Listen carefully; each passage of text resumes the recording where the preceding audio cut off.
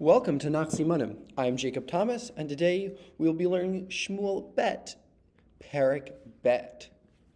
We begin this perek where David and his men move to Hebron after they learn that Shaul HaMelech had died and now there's no king in Israel. And the men of Yehuda in Hebron and come to Hebron and anoint David as the king, beginning his reign in Hebron. Now, David learns about the courageous men of Yavesh Gilad that saved Shaul's body. Now, you might think that he would be really mad because they saved the body of the guy who was trying to kill him. But David has so much respect for Shaul and the people that saved Shaul that he sends messengers and blesses them and promises to repay their goodness and notifies them how he's now the king of Yehuda in Hebron. Now, during this time, Avner ben Ner, who was the commander of Shaul's army that we had in perek Chav Zayin, who was supposed to protect the king but fell asleep, takes Shaul's surviving son, Ishbosheth, to Machanayim. Now, Avner anoints Ishbosheth. Avner has a lot of political power because he was the commander of Shaul's army, so he controls all the weapons, leading to a tense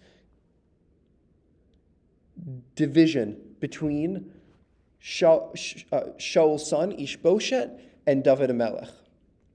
Now, the forces of David, who are led by Yoav, and the forces of Ishbosheth, led by Avner, meet at a pool in Givon.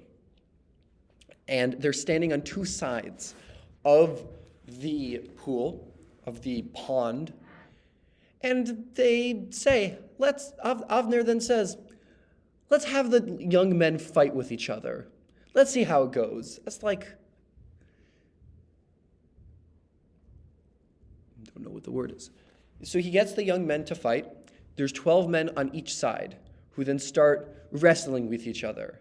But in the end, each pair on each side that were wrestling each other stabs each other at the same time, leading to all 24 men killed at the same time, leading to a full-scale battle.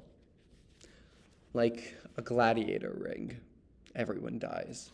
Now, as the battle goes on, Yoav's brother, who is Asael, chases Avner across the battlefield. And Avner says, turn back, or I'm going to have to kill you. Because he doesn't want to ignite anger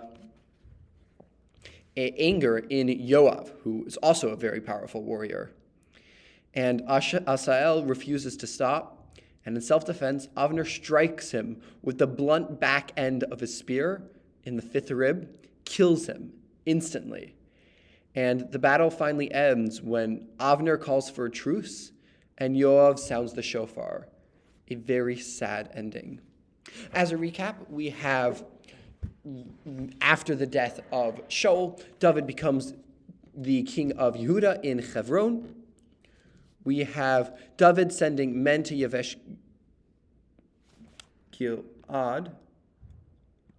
This is a recap of the last perek.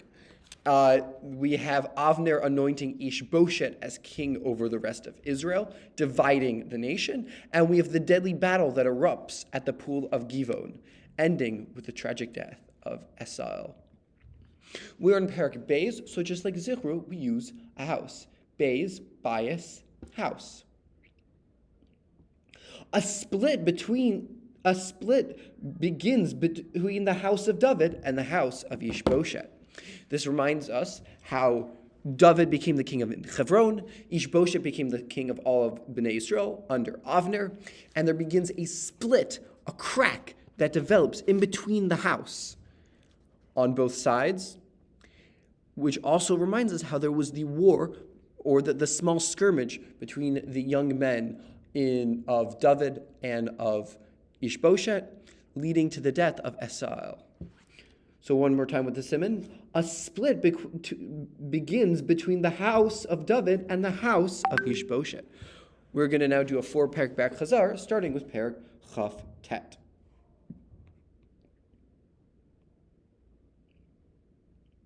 The Plishtim threw away the cot as David was lying on it. This reminds us how David, after he joined the Plishtim, was asked by the king to help them aid in their army against Bnei Yisrael. But the men of the Plishtim are afraid that David would double-cross them. Therefore, they mutiny, and David is kicked out and returns home, leading to perek lamed, in which we use a melamed, a teacher. David hires a teacher for the children he rescued from captivity. This reminds us how, as David gets home, he sees that Amalekim have destroyed his entire city in Tsiklag, leading David to cry, and goes and rescues the members of his family, sees an Egyptian servant, gets information, and is able to return the family and splits all the spoils evenly between the people who stayed and the people that went. Now, perek lamed aleph, in which we use law, lawyer, a judge. The judge pronounces the death of the king. This reminds us how, as prophesied on perek chaf chet, Shaul HaMelech in the war against the Plishtim has both his sons, Yonatan, and the rest of the sons die. And in the end, Shaul gets wounded and before dying decides to kill himself on the sword so he won't get humiliated by the Plishtim. Now perek aleph of Shmuel Beis.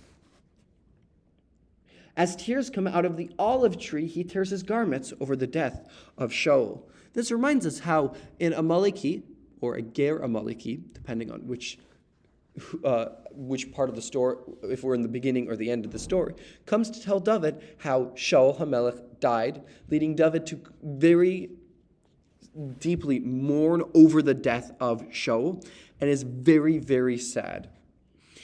And then, in the end, kills the Amaleki for killing the king. We're going to now do a 10-question pop quiz. In which perek does Achish dismiss David from the Plishtim army? Perek Chavtet. Which perek does Shaul consult the witch of Endor before the battle? Perek Chavchet. In which perek does Avner anoint Ishbosheth as king, splitting the nation? Perek Beis. In which perek does King Shaul and his son tragically die in battle? Perek Lamed Aleph. In which perek does Abigail intercepts David with a feast? Perek Chaf He.